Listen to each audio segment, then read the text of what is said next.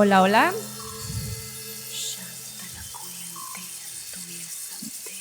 Bienvenidos los que vienen llegando, muchas gracias, los que ya estaban acá, los que es la primera vez que nos visitan, gracias, bienvenidos a Alfa Científica. Bueno, imaginemos por un momento esa escalera retorcida casi perfecta que nos presentan cuando en los documentales, en nuestras clases de biología, en alguna noticia hablan del ADN. Imaginémonos, esa cadena, esa doble hélice. Bueno, esa imagen que hoy conocemos y que vemos por todos lados cuando hablan de genes, no siempre la conocíamos, no siempre existió.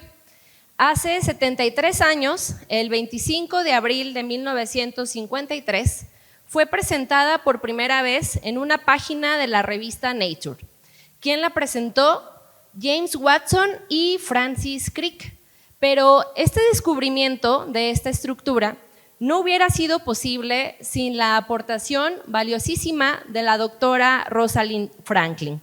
Y bueno, como vemos, nada más para que se asome un poquito, en la parte de atrás tenemos una imagen de la foto clásica de Watson y Crick y su modelo tridimensional de la estructura del ADN y la página aparentemente sencilla de esta molécula publicada en la revista Nature un 25 de abril de 1953. Pero como les decía, no hubiera sido posible sin la aportación de la fotografía 51, que es esta fotografía, obtenida por rayos X por la doctora Rosalind Franklin. Sin ella no hubiera sido descubierta esta estructura y el doctor Watson y el doctor Crick no hubieran ganado el premio Nobel, del cual Rosalind Franklin no tuvo participación en su momento. Ahora sabemos que sin ella no hubiera sido posible. Y es por eso que en el marco del Día Mundial del ADN, que se celebra todos los 25 de abril, ahora tenemos una mesa de diálogo enfocado en el papel de la genética, en el papel de las mujeres y sus aportaciones en la genética, pero no de esas aportaciones anteriores, sino de las aportaciones actuales. Y para ello me voy a permitir presentarles a nuestras especialistas en genética humana. Me voy a permitir leer un poco de su semblanza de cada una de ellas. Bueno, muy bien. Primero les presento a la doctora Erika Martínez López. La doctora Erika Martínez López es profesora titular C del Centro Universitario de Ciencias de la Salud de la Universidad de Guadalajara con 25 años de antigüedad. Es miembro del Sistema Nacional de Investigadores e Investigadoras en el nivel 3. Es química farmacéutica bióloga por la Universidad Veracruzana, con doctorado en Biología Molecular en Medicina por la Universidad de Guadalajara. Se ha desempeñado como coordinadora del doctorado en Biología Molecular, del doctorado en Genética Humana y coordinadora de posgrados del CUCS de la UDG. Actualmente es la jefa del Departamento de Biología Molecular y Genómica de este mismo centro universitario y bueno, es miembro de la Academia Mexicana de Ciencias, miembro de la Sociedad Mexicana de Nutrición y Endocrinología, miembro de la Sociedad Latinoamérica de Nutrición y miembro fundador de la Red Latino-Iberoamericana de Nutriómica y Nutrición. Cuenta con más de 120 artículos publicados, con más de 2,000 citas a sus trabajos y líneas de investigación. Ha publicado un libro y 17 capítulos del libro y ha formado recursos humanos con más de 62 alumnos de licenciatura, maestría y doctorado. Un fuerte aplauso para la doctora Erika Martínez.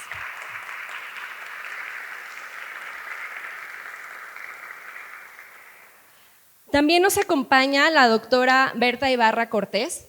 Ella es profesor investigador titular A del Instituto de Genética Humana Dr. Enrique Corona Rivera, del Departamento de Biología Molecular y Genómica del CUCS de la UDG. Es investigador nacional del SNI en nivel 3 del Sistema Nacional de Investigadores, profesora de la maestría y del doctorado en Genética Humana, es licenciada en Químico Farmacobióloga, egresada de la Universidad Autónoma de Querétaro, cuenta con maestría en Genética Humana y doctorado en Ciencias de la Salud con orientación biomédica por la Universidad de Guadalajara. Con más de 35 años de investigación en el Instituto Mexicano del Seguro Social, de donde se jubiló en el 2012 como investigadora titular D. Es socia decana de la Asociación Mexicana de Genética Humana y numeraria de la Academia Mexicana de Ciencias. Fue presidenta de esta asociación Fue jefa de la División de Genética del CIBO del IMSS, entre otras distinciones. Sus líneas de investigación incluyen estudios epidemiológicos de los desórdenes genéticos de la hemoglobina y de talasemias alfa y beta, así como de anemias hemolíticas. Más de 100 artículos y 1000 citas a sus publicaciones, y también ha dirigido numerosas tesis de licenciatura, maestría y doctorado. Bienvenida, doctora Betty Ibarra.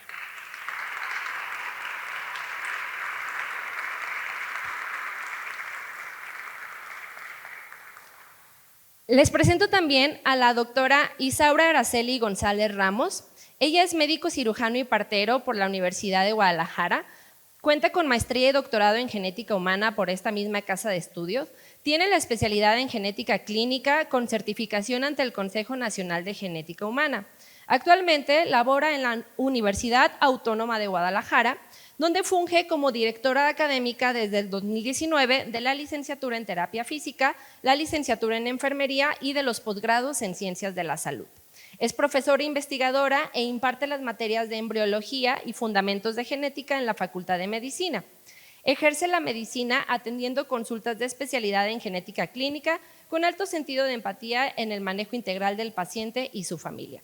También ha sido docente en la Universidad UNIVA, ha sido directora de tesis de licenciatura y de maestría y cuenta con experiencia tipo mentoring en el Instituto de Medicina Genómica en Valencia, España. Su currículum también destacan diversas publicaciones científicas en revistas internacionales. Gracias, doctora Araceli.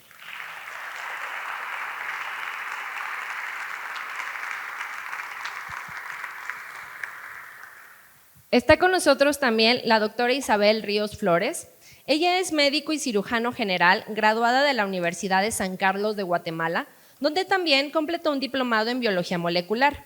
Realizó su especialidad en genética médica en el nuevo Hospital Civil de Guadalajara, Juan I. Menchaca, y tiene el doctorado en investigación multidisciplinaria en salud por el Centro Universitario de Tonalá, también de la Universidad de Guadalajara.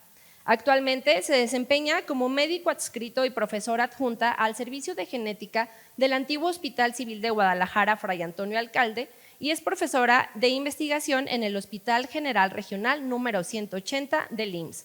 Además, es miembro del Sistema Nacional de Investigadores y es coordinadora de Educación Médica Continua de la Asociación Guatemalteca de Genómica y Genética Clínica. En su currículum también destacan publicaciones en diversas revistas científicas. Gracias, doctora Isabel.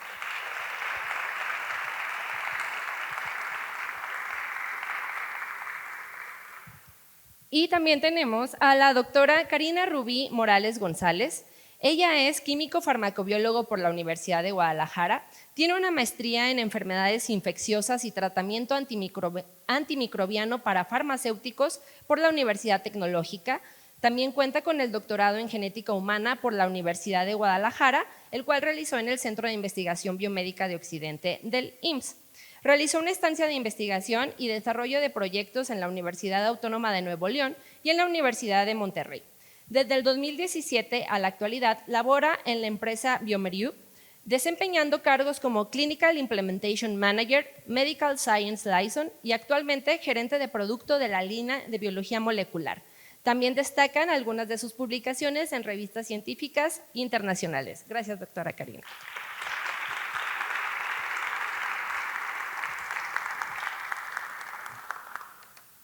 Bueno, entonces ya sin más preámbulo vamos a dar inicio a la mesa de diálogo, el cual se divide en diversos ejes. Nuestro primer eje es las trayectorias.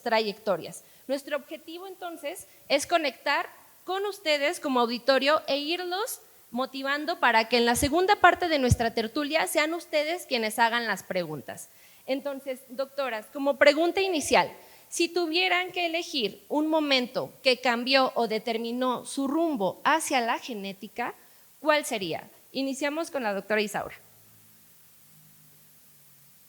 Bueno, creo que han sido muchos los momentos, desde los más recientes pensando en cada paciente y en el abordaje, porque no me dejarán mentir, ha cambiado mucho el cómo abordamos, cómo manejamos los pacientes. Pero creo que el inicial fue cuando justo decidí el hacer el doctorado. Yo estudié medicina, como soy médico general, bueno, primero hice medicina, y en en el estudiar esta carrera, pues va uno pensando en muchas especialidades. Es lo primero que piensa, ¿no? En la medicina te enfocas en especialidad. Pero durante la carrera me iba dando cuenta que no solo la clínica era importante, sino también el área de investigación. Entonces, tener docentes que estaban haciendo un doctorado me hacía enfocarme o darme cuenta que si decidía hacer una especialidad, también quería compartirlo con alumnos y después hacer investigación. Entonces, decidí hacer un servicio social en investigación y llegué a buenas manos, llegué al CIBO y en el CIBO conocí a grandes profesionales como la doctora Betty, como el doctor Figuera, como la doctora Jaloma, muy buenos investigadores y además muy buenos médicos algunos, y entonces dije, quiero esto, no me quiero quedar solo con la parte clínica, quiero también tener la parte del laboratorio, tener este contacto y luego seguir con alumnos. Entonces, pues creo que ahí. Okay. Y doctora Erika, desde el lado de la química, ¿cómo fue entonces que usted decide a la biología molecular y a la genética? Ok, bueno, muchas gracias por la invitación. Pues bueno, ¿cómo empezó? Pues la verdad es que siempre he sido un poco inquieta y siempre me ha gustado como estar como maestra. Y en una estancia de investigación que hice, en un verano de investigación, pues me enteré del programa de posgrado de la Universidad de Guadalajara, el doctorado de Biología Molecular y Medicina. Vine, la verdad es que anduve en algunos institutos preguntando y hablando con profesores, y la verdad es que eso fue lo que me gustó, o sea, irme a estudiar cosas que tenían que ver con el DNA, que podría explicar muchas de las cosas que suceden en la célula, en el organismo y cómo está asociado eso con patologías o cómo poder prevenirlo. Entonces, ahí fue el momento en el cual realmente decidí y tomé la decisión de migrarme de Veracruz, porque allá estudié la carrera y me vine a Guadalajara. También tantas historias justamente de cambiar de residencia, ¿no? Cómo buscamos la especialización en algún área y a veces no está en nuestra ciudad, ¿no? Entonces es otra parte muy importante de las trayectorias. Doctora Isabel, hablando de eso de migrar justamente, ¿cuál fue el punto que la decidió hacia la genética? Pues en mi caso, como escucharon, soy de Guatemala. Allá no hay especialidad en genética y pues buscando cosas que fueran más allá de las especialidades troncales conocidas, me llevó a pues toda esta parte de genética. Hice un diplomado en biología molecular y ahí conocí a uno de los pocos especialistas en genética que estaban en Guatemala en ese momento. Él ya ahorita está jubilado, pero tuve pues el honor de estar con él, de dar consulta con él. Así fue como conocí la parte clínica de la genética, que no solamente era estar en el laboratorio, sino que se trasladaba a todos estos pacientes que han llevado una odisea diagnóstica, que no se conocía qué era lo que tenían y que eso lleva a investigar. Entonces no nos quedamos con lo que ya conocemos, con lo que tenemos mucho tiempo viendo e investigando, sino que la genética clínica entra a un área nueva que en estos últimos años ha avanzado muchísimo, y creo que eso fue lo que me llevó a investigar en dónde podía ser genética, y pues aquí me tienen ahora. Doctora Betty, misma pregunta, ¿cuál fue el motivo o ese punto en el que usted decide dedicarse a la genética? A la genética. Bueno, pues todo este caminar, hemos caminado por la genética, y mi motivación, empecé la investigación con un hematólogo, con el doctor Fernando Romero García, que paz descanse, un excelente hematólogo. Empezamos a hacer investigación en algunas cosas de inmunología y hematología, pero cuando se abrió el CIBO, me invitó a hacer investigación ahí, y entonces empezamos a estudiar anemias hemolíticas hereditarias por defectos de la hemoglobina. Entonces, la verdad es que esta molécula fascinante, que pues todos la conocemos, ¿no? nuestra sangre tiene hemoglobina, la que le da el pigmento rojo a la sangre, y al empezar a estudiar las hemoglobinas nos dimos cuenta que tenían ya una trayectoria cuando yo empecé, que estamos hablando de 1977. ¿Y por qué? Porque a partir del estudio de las hemoglobinas se sabía cuáles eran los genes que codificaban para estas proteínas, en qué cromosoma estaban, eran más de un gen, eran muchos genes, ¿cuántos eran? Entonces siempre habría preguntas, o sea, ¿cómo funcionaba la hemoglobina en el organismo? En fin, o sea, de ahí nació el amor por las hemoglobinas y a partir de ahí, pues el amor por la genética, ¿no? Así de simple. Que por cierto, ahora que menciona el CIBO este año cumple su 50 aniversario. El CIBO es el Centro de Investigación Biomédica de Occidente, que depende del Instituto Mexicano del Seguro Social. Entonces, también un buen año para esa parte. Doctora Rubí, ¿cuál fue su punto de partida en la genética? Sí, pues bueno, yo tengo dos historias que les voy a contar brevemente. La primera fue, yo estaba en la preparatoria y estaba en las áreas químico-biológicas. Entonces recuerdo que nos pidieron un estudio, o sea, un proyecto de final de semestre, y pues yo siempre he vivido cerca del CIBO, entonces me acerqué a llegar al CIBO, me recibió el doctor Horacio Rivera y me habló acerca del proyecto de genoma humano, de lo que estaba en boga en ese momento, que lo que estaba organizándose. Entonces realmente, bueno, si han tenido oportunidad de escuchar al doctor Horacio, es encantador platicar con él y todo lo que expresa. Entonces me enamoré de esa parte. Cuando terminé la carrera, entonces me dirigí a hacer ahí mi tesis y tuve la fortuna y el honor de que la doctora Betty Ibarra me recibiera en su laboratorio. Y pues sin lugar a dudas terminé de enamorarme de la genética de la mano de la línea de la doctora y del doctor Javier Perea, que me acogieron en ese momento, y eso fue el trato, obviamente la parte científica, la parte también asistencial, que es algo, creo que un pilar en el laboratorio, y la manera de manejar al paciente y los proyectos de investigación. La verdad que eso fue lo que me acabó de convencer de estudiar genética humana y entrar al doctorado. Sí, muchas gracias. Vamos a pasar al segundo eje, donde hablaremos un poquito de las perspectivas. ¿En dónde estamos hoy? Para esta ronda haré preguntas dirigidas de acuerdo al área de experiencia o al área en la que se han desempeñado un poco más. Iniciaremos con la parte de la academia, que pudieran contestar la doctora Erika, la doctora Isaura o también la doctora Betty. Al final todas tienen experiencia en esta área. Desde la academia, ¿qué avance consideran más transformador en genética humana? La que guste contestar. Bueno, yo creo que desde el punto de vista académico, creo que el hecho, yo trabajo en la Universidad de Guadalajara, el hecho de que hace,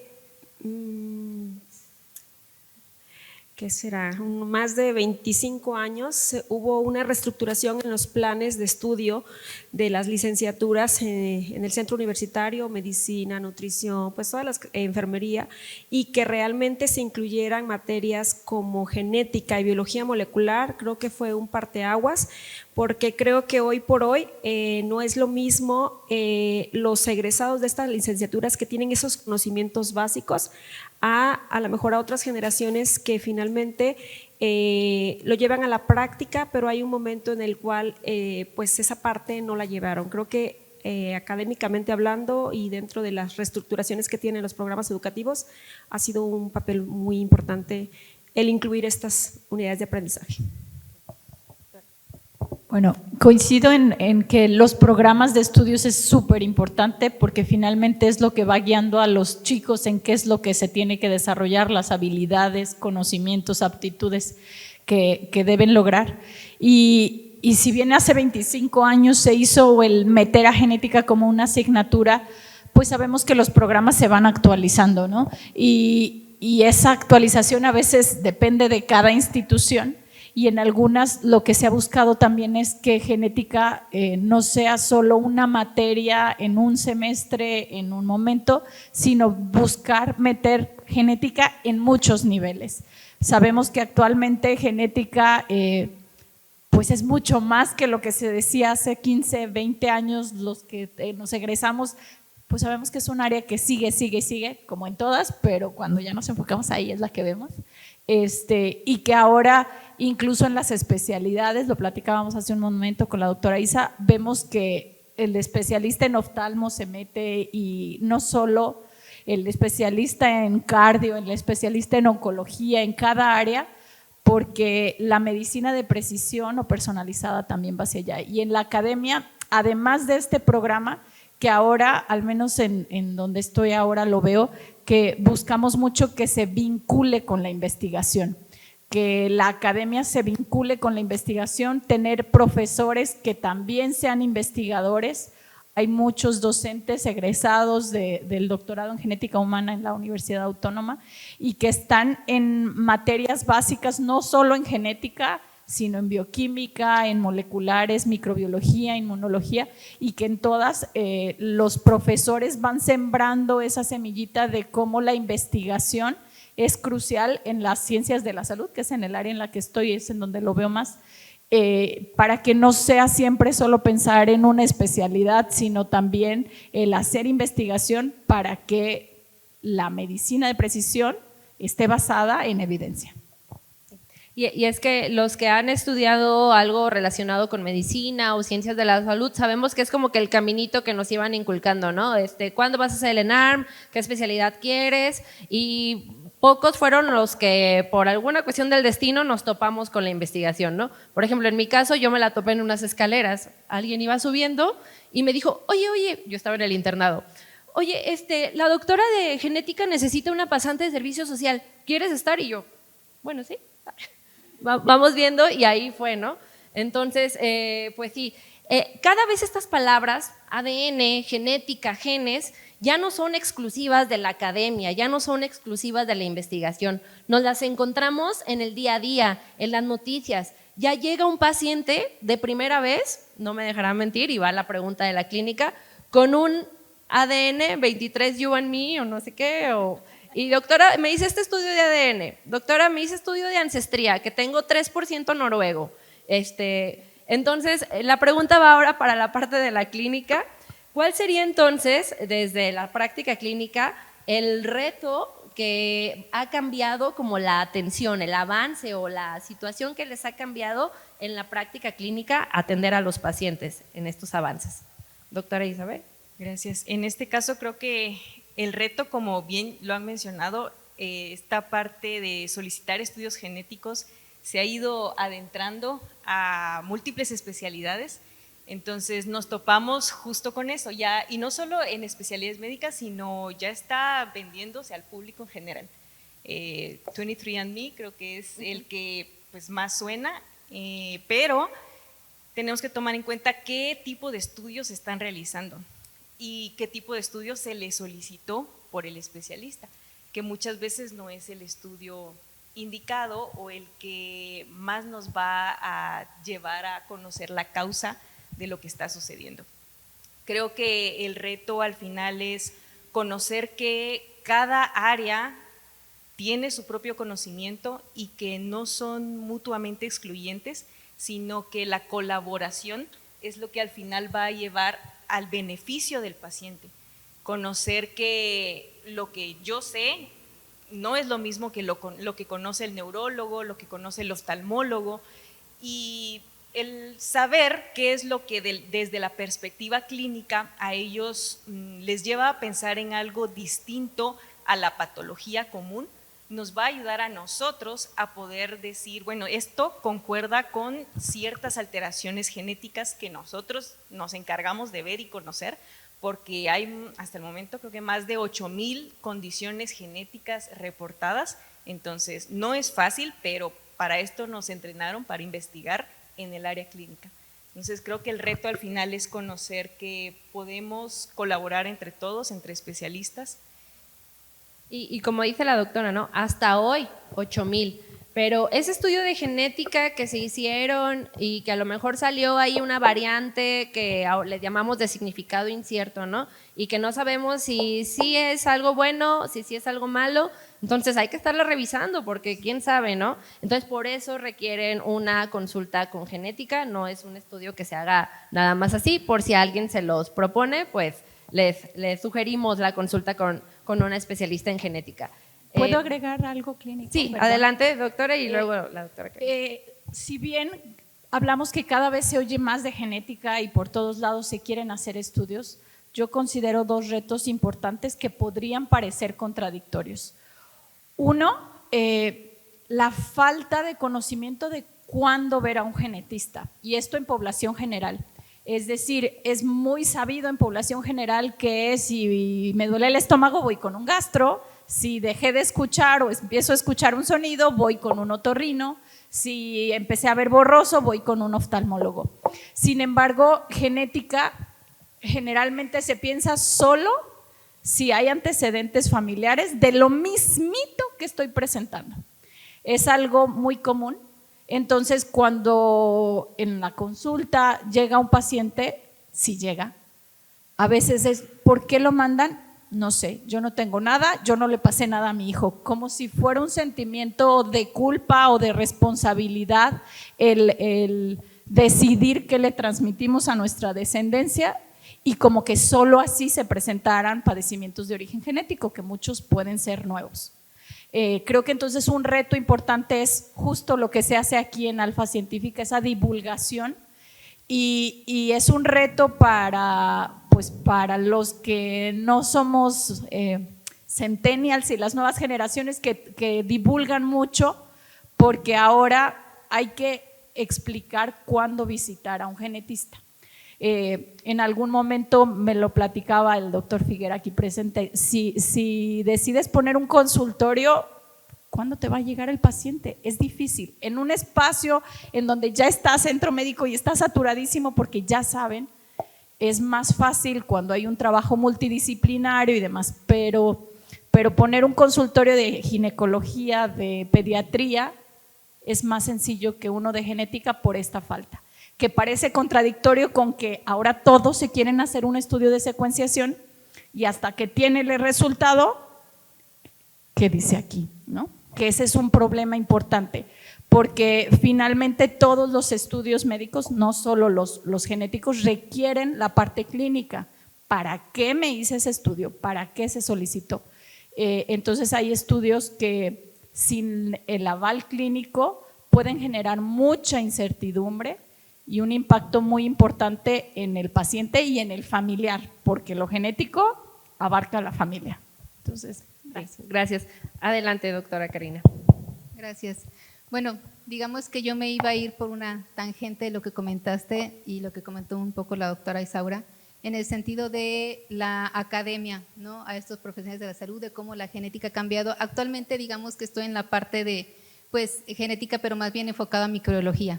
No, pero va mucho de la mano porque pues justamente, por ejemplo, los genes de resistencia que pueden tener estos microorganismos, pues obviamente afectan muchísimo, ¿no?, y tienen un impacto en el tratamiento al paciente que tenga esa patología, ¿no?, por ese agente etiológico. Entonces, justo una de las situaciones, por ejemplo, en el área en la que estoy ahorita, un poco más de la industria, es educar en ese sentido. Y es hablar de lo que es PCR, porque ya todo el mundo a partir de SARS-CoV-2, díganme si no, sabemos que es una PCR, ¿no? Hasta nosotros mismos nos hacíamos los estudios, o sea, entonces es también reeducar al médico en este aspecto a hacer una buena interpretación también de este tipo de resultados, porque, bueno, sí es difícil también esta parte, ahora imagínate el gen, pero que viene del bicho, ¿no? ¿Qué implica entonces para este bicho que tenga esta resistencia? Entonces, mucha de la industria que nos enfocamos y que estamos tocando estas líneas de biología molecular, de genética, microbiología, etcétera, estamos también apostando y guiándonos mucho para la educación médica continua, ¿no? O sea, este apoyo y buena interpretación de estos estudios para guiar al médico y obviamente y pues para tener como tal el tratamiento adecuado al paciente y a final de cuentas la salud a la población, que es lo que buscamos todos, ¿no? Sí, y es súper importante el punto que está comentando la doctora Karina. Cuando uno está muy, muy enfocado en una línea de investigación, pues a lo mejor sí, todos los días te metes a revisar qué es lo nuevo en tu área, ¿no? Pero no revisas lo que es nuevo como en general. O los que se dedican mucho a la clínica, pues están enfocados en esa parte de la clínica. Y hay veces que la innovación, que la buena nueva viene de la industria. Y es por eso que en este espacio pues abrimos esa parte para la cuestión de la industria. Ahora que tiene el uso de la voz, doctora Karina, desde la industria entonces, ¿usted cuál cree que es la innovación en genética que está marcando en el hoy por hoy la diferencia? Híjole, bueno, creo que hay muchos ámbitos, ¿no? Está la parte de la genética, la industria energética humana, que bueno, aquí están las expertas en esta parte.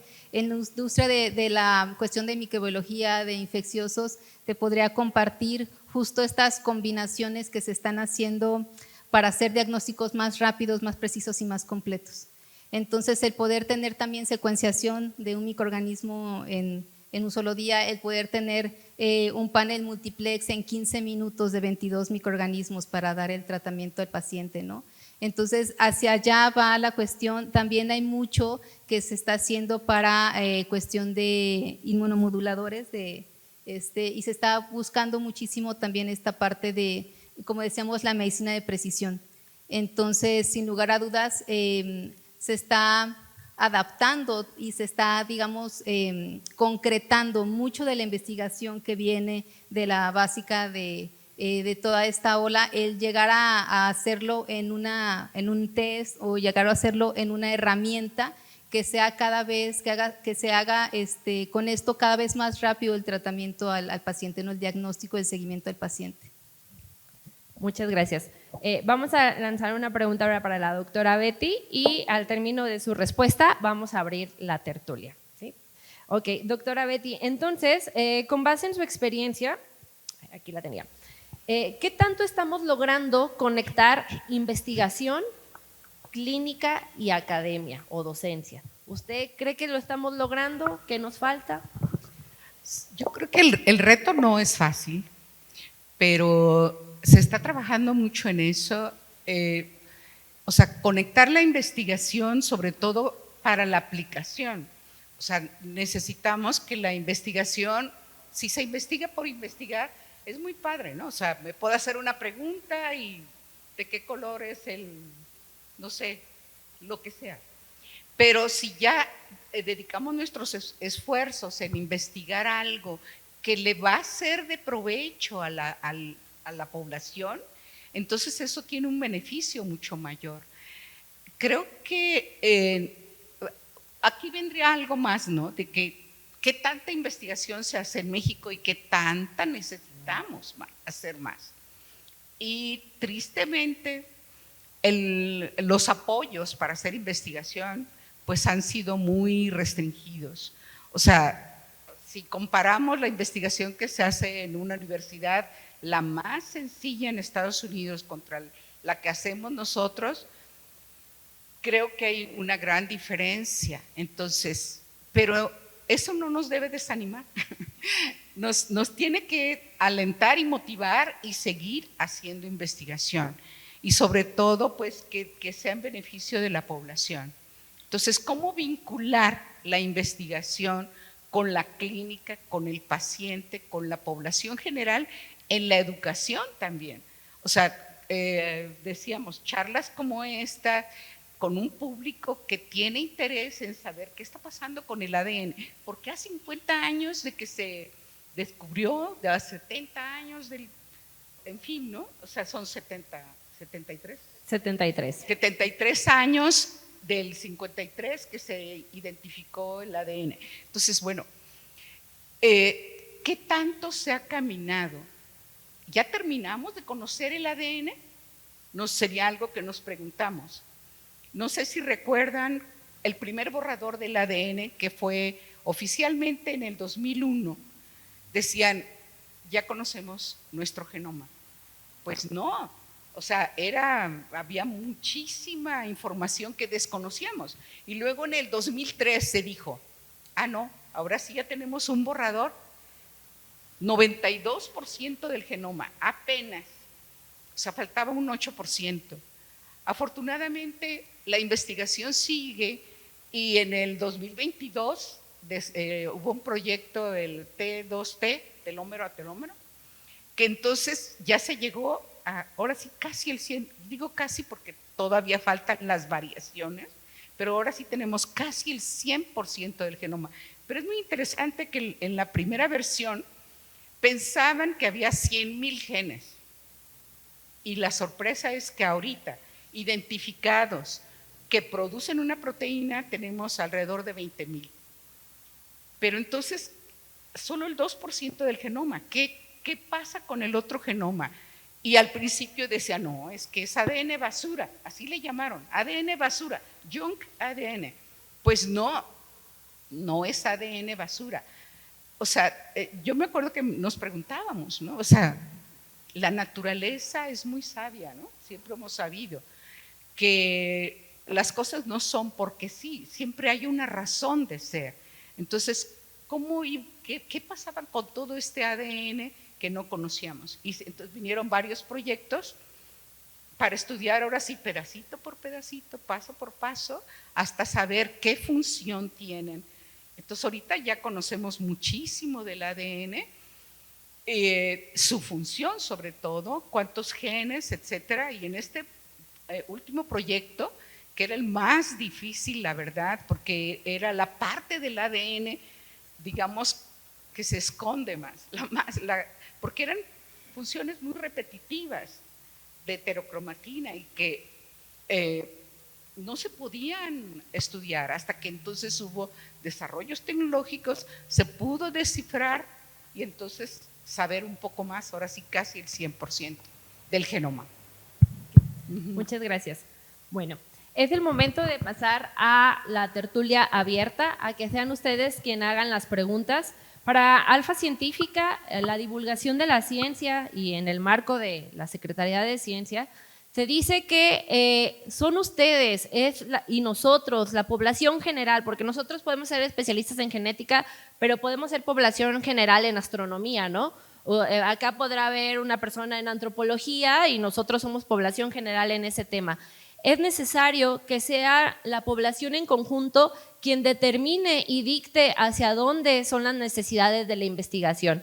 Porque si nosotros nos quedamos en nuestro laboratorio y seguimos investigando lo que creemos que es importante, pues a lo mejor ahí ya no vamos a obtener los recursos, ¿no? Pero si ustedes como población, nosotros como población también, empezamos a dictar nuestras necesidades, pues ahí es donde se van a ir los recursos. Entonces es el momento en el que, aquí están las doctoras, estamos abiertos a sus preguntas, adelante. Lo vamos a ir haciendo de manera ordenada, aquí hay una opinión y luego atrás. Sí, buenas tardes. Mi nombre es Isaías Rodríguez, estudié física, primero y después antropología física. Y en antropología, pues obviamente no empezamos a ver la relación entre filogenia y ontogenia, ¿no? Origen y evolución de la vida, origen y evolución de las especies, origen y evolución del hombre. Y dentro de pues nos vemos en la necesidad de trabajar paleoantropología y con ello ya actualmente paleogenética, ¿no? Lo vemos a nivel de poblaciones y eso lo venimos trabajando desde hace una buena cantidad de décadas, cuando los médicos todavía no se animaban a hablar de genética, ¿no? Lo veían así como muy remoto. Pero lo que estoy viendo ahorita, y con mucho gusto, que además aprovecho para felicitarlos y darles las gracias por el evento, es que el desarrollo de la genética desde el estudio de las individualidades y las familias va generando ya bases de datos para hacer estudios de poblaciones, ¿no? Mencionaba una de las doctoras ya la necesidad del trabajo interdisciplinario. Cada vez se hace más necesario el trabajo matemático. ¿Sí? No sé qué tantos matemáticos hay en Guadalajara, ¿no? En México también en la Ciudad de México también hay poquitos. Pero en alguna ocasión, ya hace algunos años, vi una matriz en sistema binario de unos y ceros con respecto a rasgos genéticos de una población, y la cantidad de datos era increíble. Con la inteligencia artificial y todos los datos que ahorita nos están compartiendo de clínicas y de hospitales, yo creo que van generando ahorita una excelente oportunidad para ir pensando en la formación de ese grupo interdisciplinario aquí en Jalisco, ¿no? Tendríamos que ver entre matemáticos y físicos y antropólogos el ir armando ya un modelo de investigación-acción, ya no solo para trabajar individuos y familias, sino poblaciones, ¿no? Quizás, no sé, la doctora Erika pudiera ahondar sobre esta cuestión de la bioinformática y todos los estudiantes que se reciben en el marco de todos los posgrados, que ya no solo son de medicina ni de biología, sino que también se están recibiendo gente de bioingeniería, biomedicina y bioinformática. Sí, evidentemente. Déjele soba un poquito.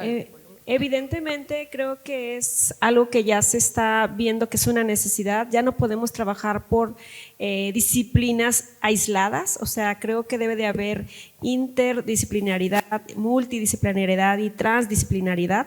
¿Y por qué? Porque es de diferente perspectiva y podemos alcanzar logros más importantes. Actualmente creo que en los posgrados, si algunas unidades de aprendizaje no están como tal como bioinformática, pero estamos viendo la necesidad y la relevancia de la importancia que tiene, se pone como una materia optativa o que realmente va dirigido a un grupo de estudiantes que tienen habilidades y que inclusive hacemos una interacción con otros centros universitarios en donde son especialistas en el área de matemática, de física. Entonces creo que esa parte estamos haciendo cohesión entre diferentes disciplinas para que podamos hacer investigaciones como más predictivas. Creo que ahorita con la inteligencia artificial, como bien lo menciona, hay pues muchos estudios o muchas investigaciones que inclusive ya no necesitan a lo mejor hacer experimentos, ¿no? Más sin embargo, creo que siempre tenemos que probar, los que estamos en el área de investigación cuantitativa, probar todas esas predicciones que se pueden hacer con algoritmos y demás. Sí, y en CUSEI, por ejemplo, sé que recientemente adquirieron una supercomputadora para el procesamiento de datos que está a disposición justamente de otros centros universitarios, ¿no? Entonces, pues es justo generar las combinaciones ahí. Doctor, ¿tiene usted allá una pregunta de aquel lado? Seguimos pendientes de sus participaciones. Yo un poco en el papel de público general, yo diría, bueno, toda esta investigación genética, ¿cómo me beneficia a mí? ¿Qué medicamentos, qué tratamientos se están generando? ¿Cuánto me cuesta un tratamiento de una enfermedad genética? ¿Y qué tan accesible puede ser para las personas como nosotros que estamos de este lado? ¿Alguien que quiera contestar esa pregunta? La doctora. No sé si quieres. No quiero acaparar micrófonos.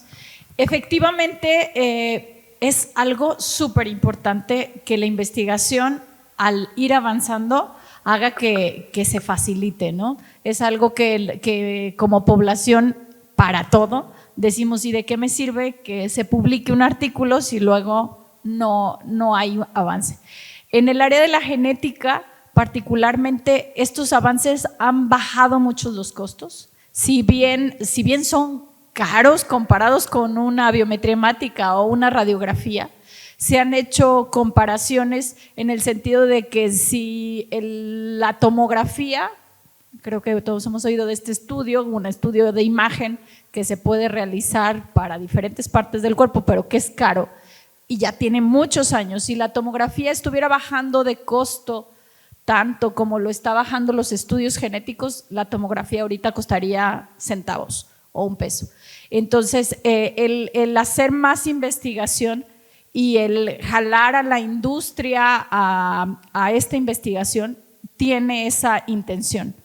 Si bien no se logra en muchas áreas, a veces porque son padecimientos poco frecuentes y pues la industria dice, me cuesta mucho realizar este medicamento y solo hay 5 pacientes, pues entonces el medicamento no es económico. Y entonces es pues una dificultad y una reunión entre varias áreas, porque también en el área de la salud y buscar que pues se hagan políticas para que todos tienen derecho a la salud y no por tener un padecimiento de baja prevalencia, no, tu tratamiento es muy caro y a ti no. Incluso se ha logrado que algunos tratamientos enzimáticos, por ejemplo, para padecimientos de baja prevalencia, lleguen etiquetados. Este medicamento es para el niño con este nombre.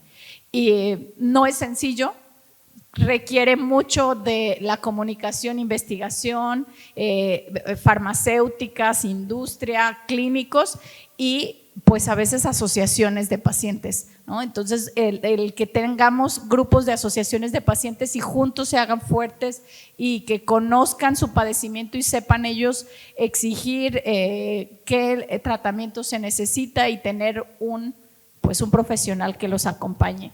Entonces, justo es parte de lo que decía la doctora y algo que hemos visto quienes nos hemos formado en esto, el nunca perder de vista el paciente, el no investigar el color, por poner un ejemplo, sino esto será factible darle al paciente. Tal vez es muy novedosa esta tecnología, pero ya hay un tratamiento mucho más accesible, más económico. Y como población, pues dependerá del padecimiento, pero incluso ya se oye muchos de estudios de farmacogenética para condiciones comunes, ¿no? Para pacientes que tienen problemas de coagulación y desde el principio saber cuál es el medicamento que le va a funcionar porque tiene una variante que hace que metabolice diferente, etcétera.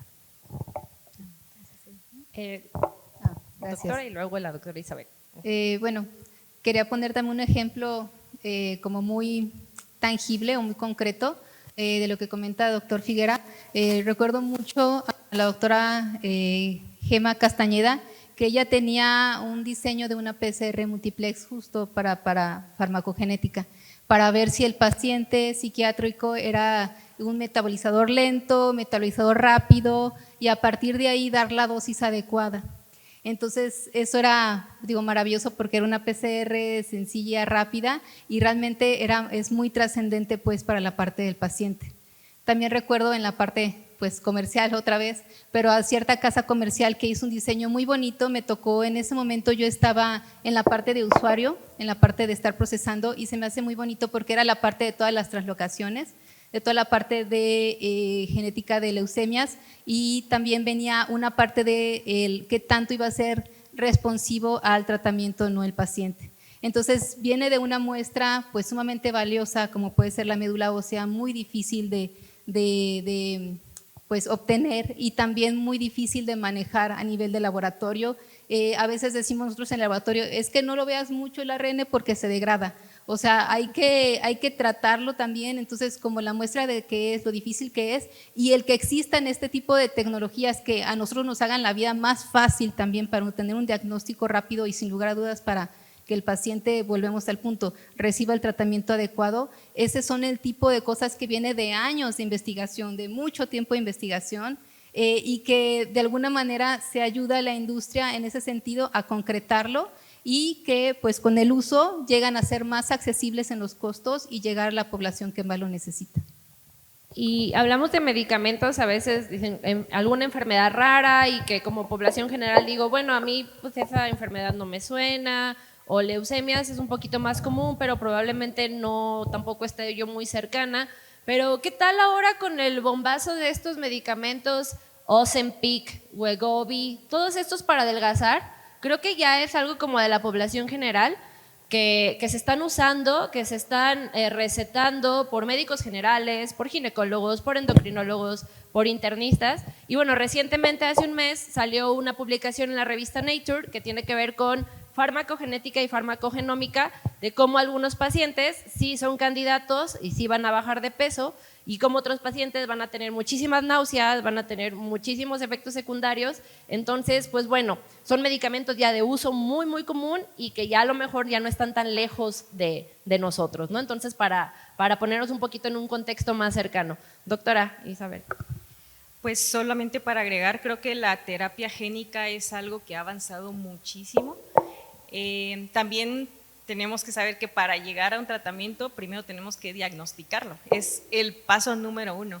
Y ahorita pues ya al menos en Jalisco está Centro Médico, está el Hospital Fray Antonio Alcalde, el Juan y Menchaca, en donde hay especialista, también está el ISSSTE en Tlajomulco, o sea, ya hay varios lugares en donde pueden llegar y acceder a la especialidad para que puedan tener una evaluación clínica y por lo tanto un diagnóstico.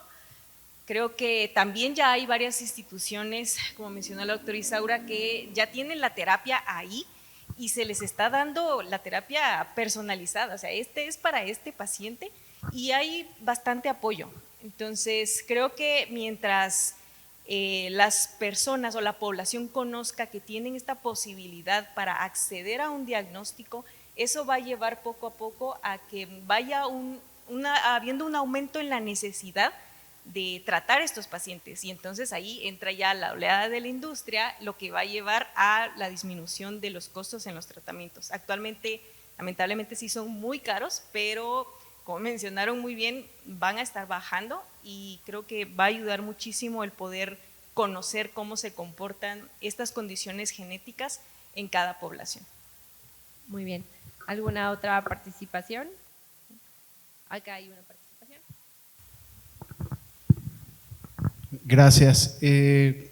Considerando que el ADN pues, es una biblia de información histórica, ¿no? Humana, teniendo en cuenta el cambio de estilo de vida en los últimos 30 años, vamos a poner, y quién sabe a dónde vaya, ¿no? En el entendido de evolución, cómo el ADN se va, en el caso de que así fuese, ¿no? Uno humano vive en el automático y todo bien, y hoy me levanté, y esa parte obviamente hasta que uno no entiende toda la profundidad de lo que es estar vivo, ¿no? Desde dónde viene una reparación molecular. Entonces, considerando estos estilos de vida, muchas veces estructurales, ¿no? De estrés, de tensión, de exceso de azúcares, sustancias, drogas. Al final es una economía negra, pero al final de cuentas bien impuesta. ¿Cómo el ADN se reescribe, se reevoluciona si es que fuera el caso, ¿verdad? Porque después ya escuchamos, por ejemplo, decía la doctora, yo no le pasé tal enfermedad a mi hijo, pero a veces, por ejemplo, suele el caso de hasta enfermedades mentales, ¿no? Que vienen como predispuestas y ciertos factores ambientales hacen que se suban a una pirámide a hacer destrozos. Entonces, ¿cómo se reescribe y cómo nosotros también como humanos y ciudadanos tenemos que tener ese cuidado para con nosotros mismos? Gracias. Sé quien guste contestar esa pregunta. Doctora Betty. La pregunta es muy interesante, porque sí, obviamente el ADN está cambiando y sabemos que hay efectos que conocemos como epigenéticos. O sea, hay cosas en el ambiente que nos pueden modificar la expresión, por ejemplo, la expresión de un gen, o el que se apague o el que se prenda el gen. ¿Esto qué quiere decir? Que si nuestro entorno, ahorita estamos expuestos a microplásticos, a smog, a muchísimas cosas que nos pueden estar modificando. ¿Qué cosas vamos a ver dentro de algunos años? No lo sabemos, pero estoy segura que va a haber cambios, porque sabemos que hay efectos. Yo recuerdo un experimento muy bonito de qué pasa con por ejemplo, un ratoncito tiene una camada de ratoncitas, pero artificialmente a unas las trata muy bien la mamá y a otros no. Resulta que se demostró que hay diferencias en la expresión de genes dependiendo de cómo los trató la mamá. O sea, ¿qué quiere decir? Que el ambiente, el entorno puede modificar la expresión de los genes. Quizá ahorita estamos teniendo ya algunos cambios, a lo mejor no son tan evidentes, no los podemos ver, pero seguramente se van a observar. Nuestro entorno va a estar modificando. No sé si alguien más quiere agregar. Sí.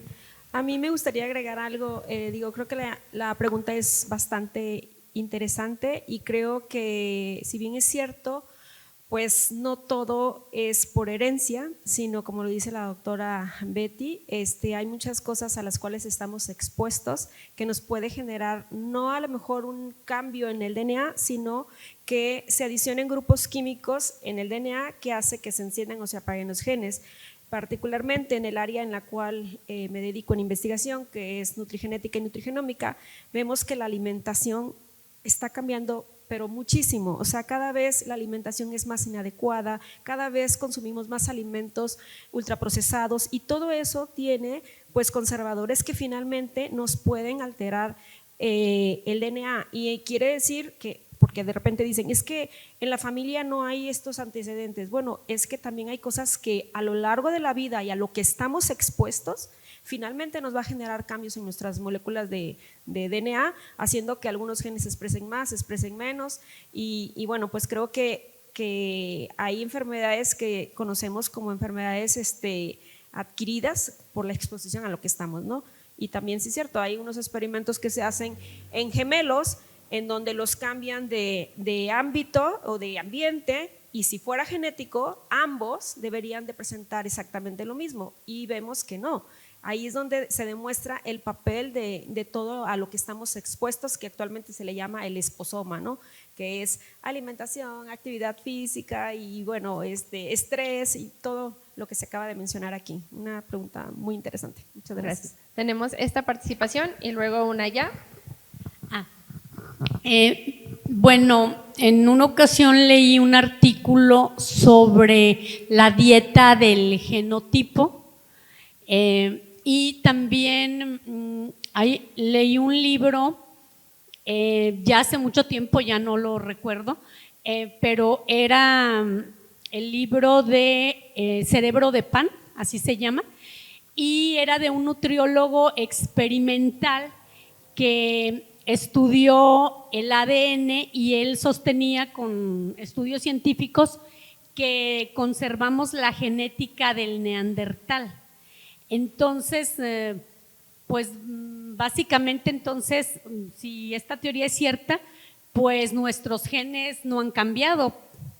Y también sostenía esta persona de que como tenemos los genes del neandertal, que era nómada y recolector de frutos, entonces muchos dicen que por eso el Homo sapiens es un animal herbívoro y no omnívoro.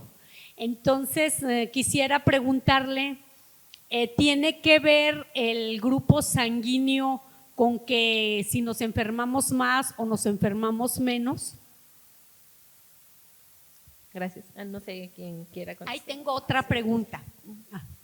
Bueno, voy a contestar desde la parte a la cual me dedico. En realidad, creo que hoy por hoy, o sea, nuestra alimentación es totalmente diferente. Dijo algo súper importante. Éramos nómadas, hay genes que de alguna manera se consideran que son genes ahorradores y que precisamente hace muchos años, pues realmente no estábamos expuestos a ese tipo de alimentación y que realmente hemos cambiado eso y pues ahora con todo lo que estamos expuestos y lo que estamos comiendo, eso finalmente nos lleva a que podamos desarrollar muchas, por poner un ejemplo como central, exceso de peso, obesidad, y en consecuencia de esto, pues finalmente las personas que tienen exceso de peso, obesidad, tienen una inflamación crónica de bajo grado que nos lleva a desarrollar muchas otras enfermedades. Entonces creo, la verdad es que la parte de,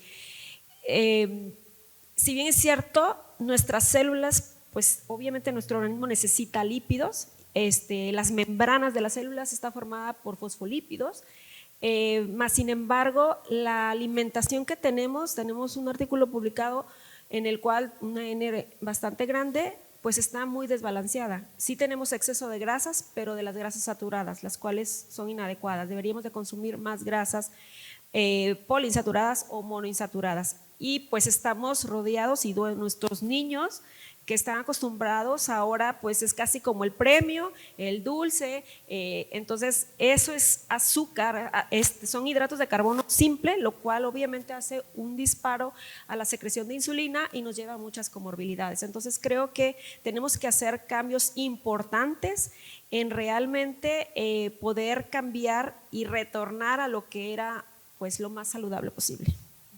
Y sobre lo del grupo sanguíneo, no sé si la doctora Betty o la doctora Isabel quisieran ahondar. Bueno, sí hay algunas enfermedades que presentan predisposición, digamos así. O sea, los O positivos tienen predisposición a determinadas condiciones. Ajá, o sea, sí hay asociación. Ahorita no puedo decir exactamente para no decir errores.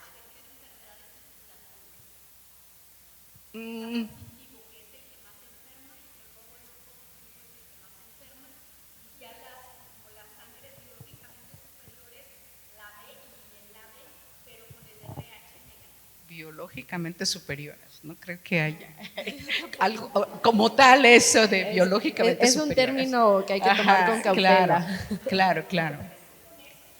Ajá.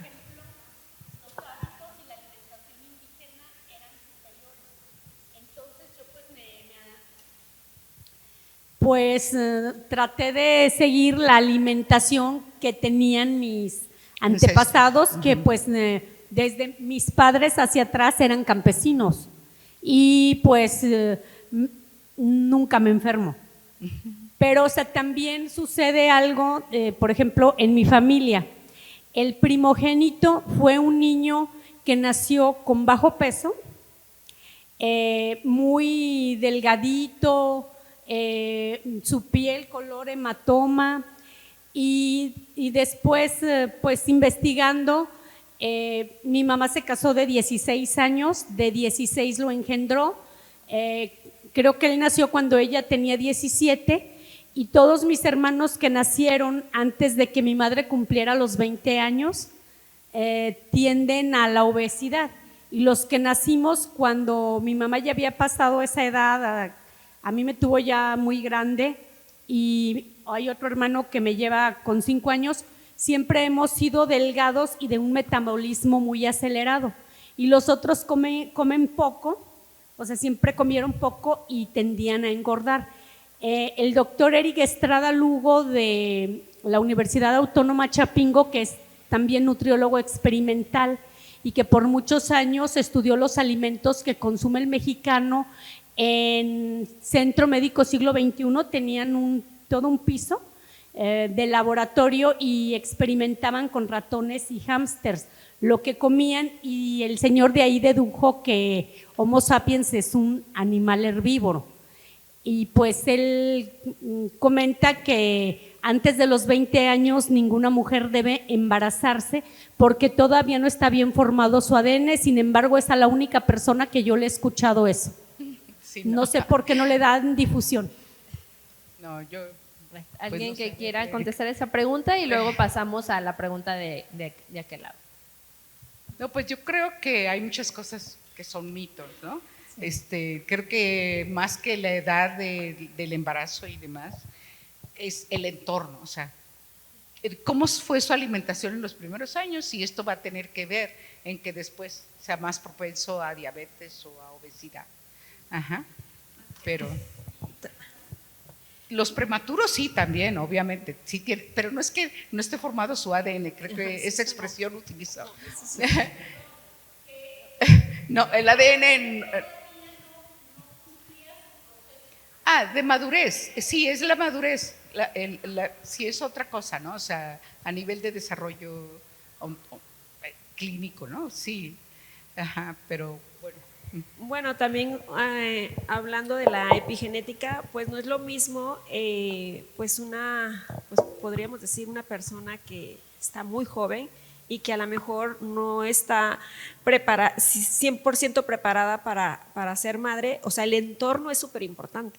Entonces creo que eso finalmente, el estrés y todo eso se transmite, o sea, sí genera cambios epigenéticos. En realidad, pues creo que, y esa parte de lo de que el DNA no estuviera bien formado, pues creo que es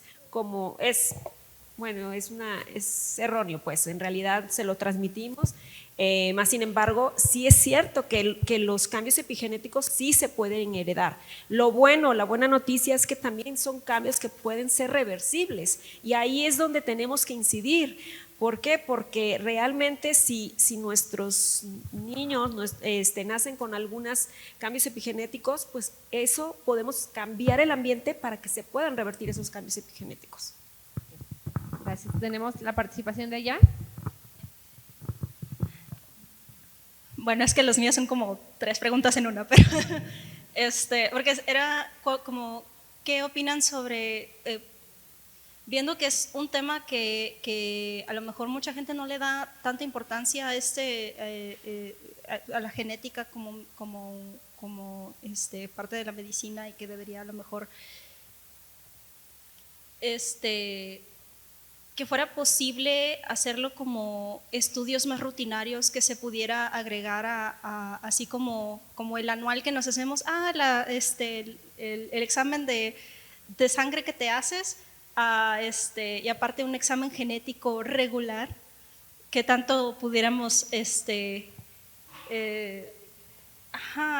porque me pone a pensar cosas como las alergias, cosas como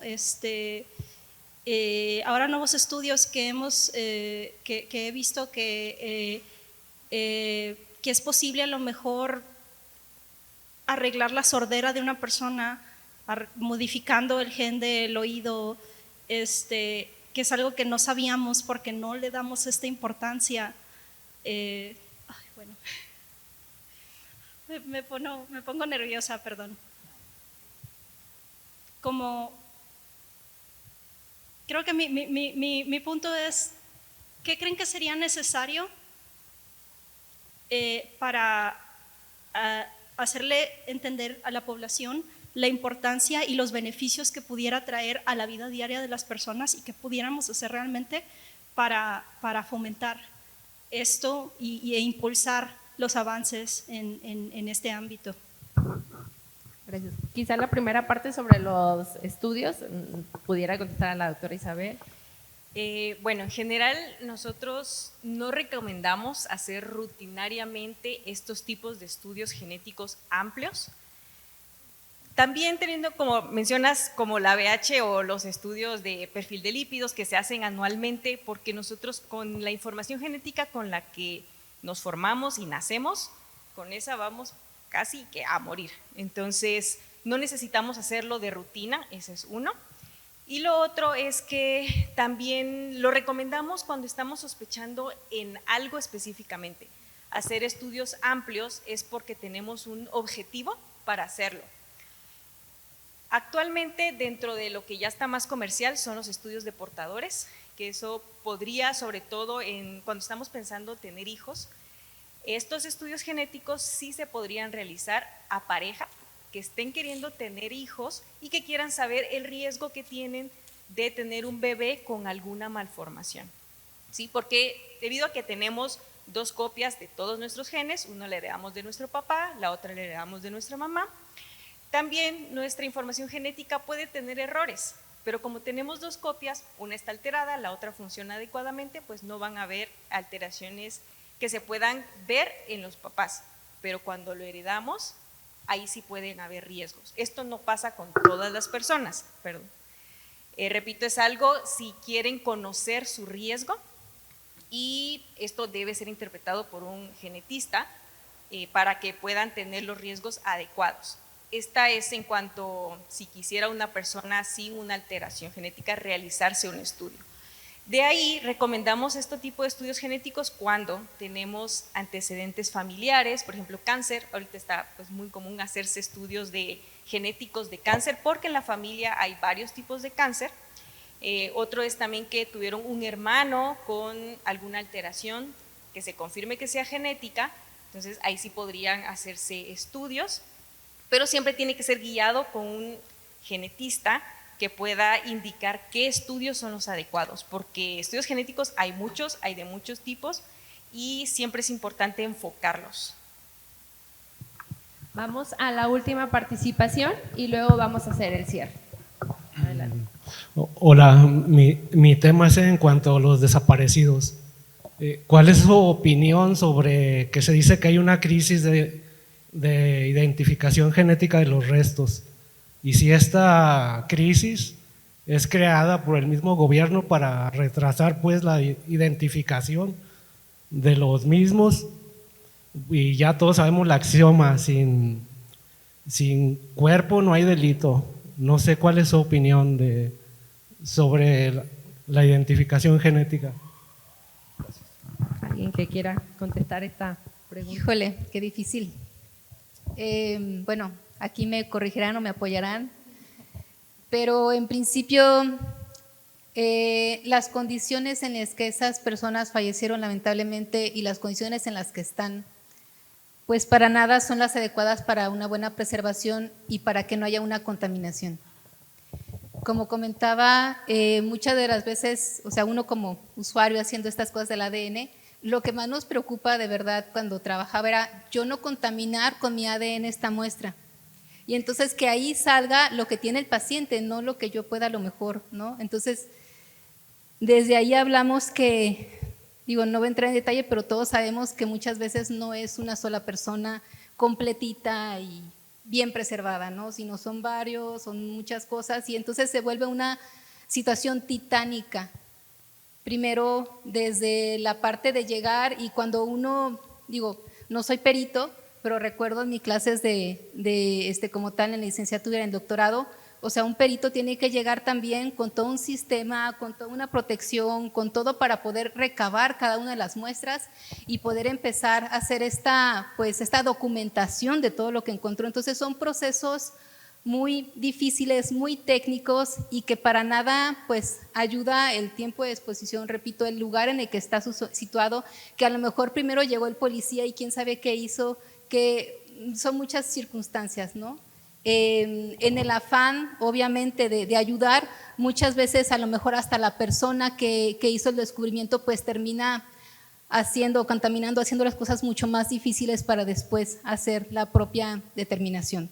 Ahora también o sea, ese es el primer, digamos, impacto, el primer punto, ¿no? El poder tener una buena muestra y segundo, el poder compararla, el poder tener esta base de datos, o sea, desconozco sinceramente si los familiares de un desaparecido van y dejan su muestra de ADN, yo no lo sé, eso no sé si alguien lo sabe, pero si hay estos bancos o si estos como para después hacer estas comparaciones, o sea, es realmente algo muy, muy complejo, hablando yo desde la parte técnica y con mi experiencia, digo, ya podrán enriquecer aquí en el panel, pero ese es como en mi punto un poquito que me atrevería a hablar de ese tema en ese aspecto, nada más. ¿Alguien que quiera ahondar? Bueno, yo nada más agregar a lo que dice la doctora.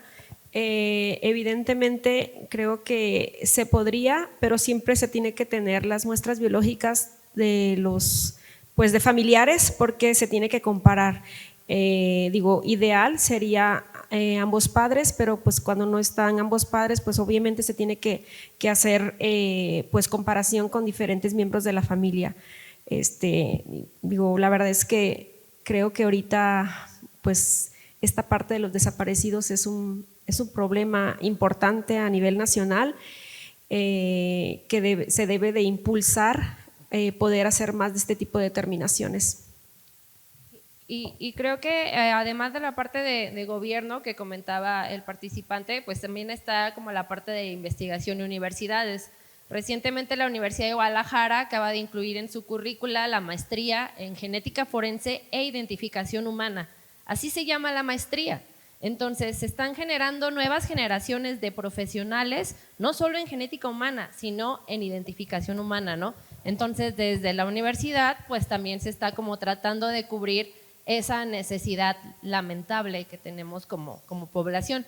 Y para ello voy a dar la palabra a la doctora Betty, que la pidió, que es docente de esa maestría, justamente. Gracias. Bueno, he participado de invitada, pero abonando a lo que mencionaron las doctoras, de sí es importante la obtención de la muestra, las condiciones en las que se haya obtenido esa muestra y las muestras que se tengan para comparar. Uno de los problemas que hay aquí en México es justamente que no hay una base de datos en común para todos los estados o para todas las fiscalías, y eso es lo que retrasa mucho los procesos de identificación, porque tal vez una persona desaparecida en, no sé, Sinaloa, la están buscando en Sinaloa, pero tal vez esa persona no está en Sinaloa, puede que esté acá en Jalisco.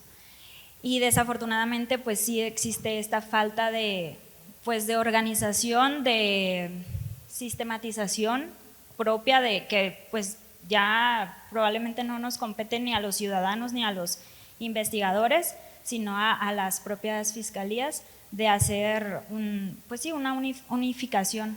Y sí es uno de los objetivos que comúnmente se plantea en los congresos, en las reuniones, de poder llegar a esta base de datos compartida, para que si tenemos un perfil genético para comparar en Sinaloa, se pueda comparar también con los cuerpos encontrados en otros estados, porque la crisis no solamente es de desaparecidos, la crisis también es de cuerpos sin identificar.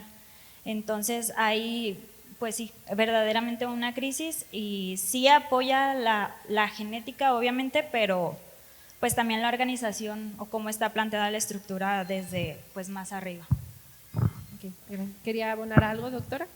Sí, no, totalmente de acuerdo con lo que dice la doctora Betty, y coincido en que dado esta situación tan lamentable que vive nuestro país, bueno, aquí en la Universidad de Guadalajara está la licenciatura en Ciencias Forenses y la maestría en Genética e Identificación Humana, como una necesidad de lo que se está viviendo pues en la región y en el país, para estar más capacitados y que se puedan ayudar más a la población, porque pues es lamentable esta situación que vive, ¿no?, la sociedad mexicana. Okay. Sí, y justamente es la última parte de nuestro conversatorio, ¿no? Retos en genética humana, como hemos ahondado desde la farmacogenética hasta ahora la genética forense. Y para el cierre, pues nada más les pediría de manera muy breve que nos compartieran algo que dejar al público, algo desde su experiencia, alguna frase, algo con lo que quieran compartir, ya nada más para cerrar cada una de ustedes. Empezamos por orden, doctora Karina. Bueno, más que una frase, creo que mensaje que pues también qué bueno que están aquí, les agradezco que tengan este interés, creo que es algo fundamental. Ese comentario también, el último, creo que es algo que nos habla justo de las necesidades, y como ven, la genética no es algo que esté tan alejado de nosotros, es algo que tenemos día a día. Entonces, justo si tienen dudas, sería acérquense a los profesionales, vayan a estas fuentes, vean con esto y sobre todo, pues sí, o sea, fomentar como tal el buen mensaje y el informarse acerca de las cosas y realmente el poder también tratar de tener estas herramientas que hay, llevarlas hasta donde ustedes creen que necesiten, ¿no? O sea, enfocarse mucho en la información correcta para también beneficio de la sociedad. Sería todo.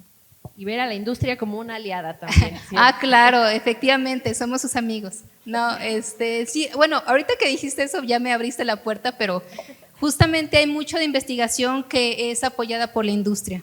O sea, porque sí se interesa mucho, o sea, hay muchos grants, hay muchas cosas que se puede hacer de la industria, porque el interés de esta industria es justo apoyar a la salud pública, o sea, entonces también pues ir de la mano, hay muchos programas también de lo que es apoyo al paciente, sobre todo para pacientes que son crónicos, que pues ya van a estar teniendo de por vida un medicamento. Entonces hay muchas farmacéuticas que también pueden preguntar en la farmacéutica, al mismo doctor, de muchos programas que pueden estar apoyando. Entonces, bueno, ayudémonos de las cosas buenas que tiene la industria y llevémoslos a quien lo necesite.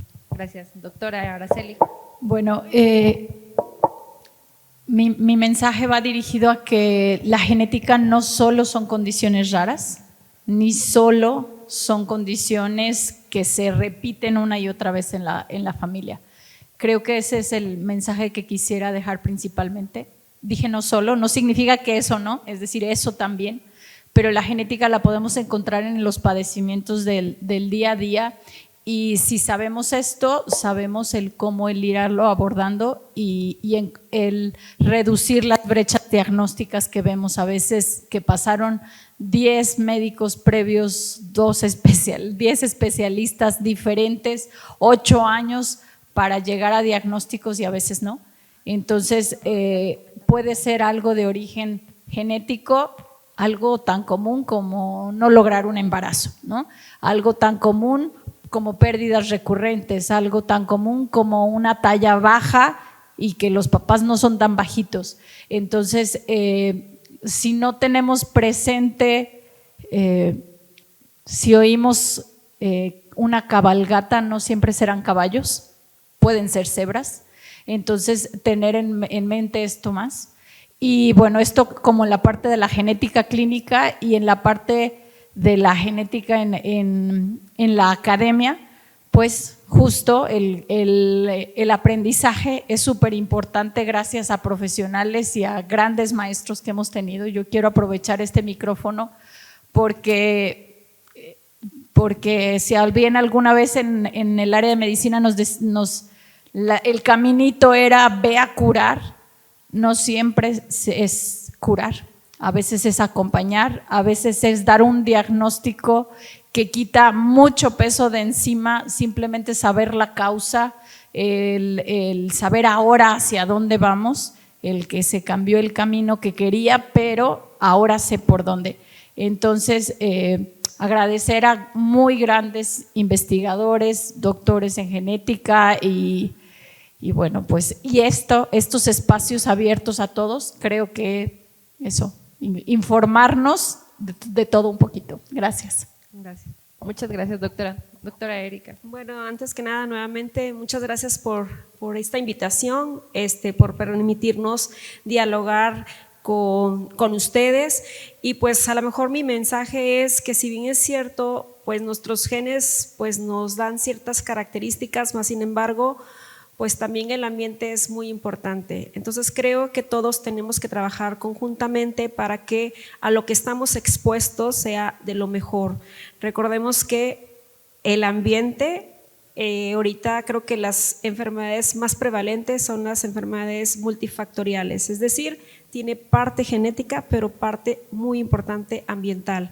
Y creo que ahí, en la parte ambiental, todos podemos hacer muchas cosas. Y como un reto importante, pues creo que la parte diagnóstica es muy importante, reducir brechas. Esperemos que cada vez todo lo que grandes investigadoras e investigadores hacen pueda ser incluido a todos los sistemas de salud. Creo que eso sería algo muy importante, un reto pues que tenemos todos. Muchas gracias. Gracias. Doctora Betty. Sí, gracias. Bueno, yo también quiero agradecer la oportunidad de compartir con ustedes este panel y estar aquí en un día tan importante como es celebrando el Día Mundial del ADN. El mensaje que yo quiero dejar es que yo mencioné que la investigación que se hace en México le falta mucho. Pero también hay que ponderar la que sí se hace, de la que sí tenemos. Entonces, la investigación en genética al principio solo se hacía en la Ciudad de México, pero ahora se hace en Guadalajara, se hace en Monterrey, se hace en Puebla, se hace en Morelos, se hace en Ciudad Guzmán, se hace en muchos lugares. Entonces, es muy importante para el crecimiento de nuestro país. Entonces, si ustedes pueden fomentar o estudiar o motivar a alguien para que estudie genética y se dedique, hay muchas opciones, muchas oportunidades y se hace muy buena investigación en nuestro país. Aquí no solo en el IMSS y en la Universidad de Guadalajara, en la Autónoma, en la industria también se hace investigación, en fin, creo que ese es mi mensaje. Se hace investigación en México, quizá no a nivel de Harvard, MIT o algunos de los grandes centros, pero sí nos sentimos orgullosos de lo que se hace en nuestro país. Muchas gracias. Cerramos con usted, doctora Isabel. Y pues yo me uno al agradecimiento para la invitación del día de hoy. Ya hablaron un poquito de todo un poco dentro de los mensajes. Yo el último que quiero dejar es tal vez para las personas y las familias que viven con una condición genética. Estas son condiciones raras. Son condiciones… ¿Está igual?